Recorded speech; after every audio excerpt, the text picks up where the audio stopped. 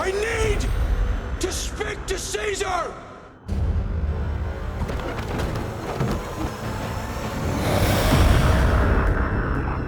As dawn begins, the feeling is that it's the dawn of a new species, that its intelligent apes have inherited the Earth. The thing that happened between Rise and our film is that WETA has taken a quantum leap forward. This film is actually, in many ways, more challenging than the first film in terms of its scope, its scale.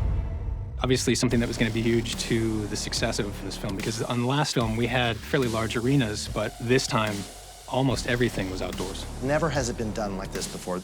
We decided to use 3D cameras, and really what we wanted to do was take that technology that WETA has perfected and apply it into exterior sets even more than we did on Rise.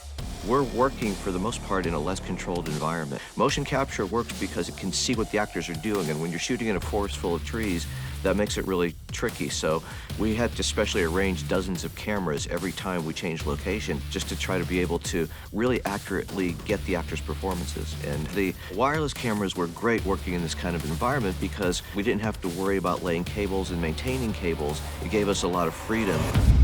They are using motion capture cameras and tracking markers and witness cameras to capture all of the detail of the actors' performances. And then they're tracking that detail into these photorealistic ape models.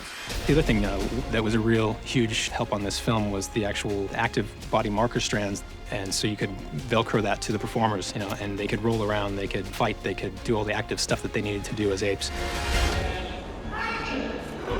Then really a lot of it just comes into the software that we've written to help translate that after we've acquired all the information to really just more accurately understand what the actors are doing and to be able to see that.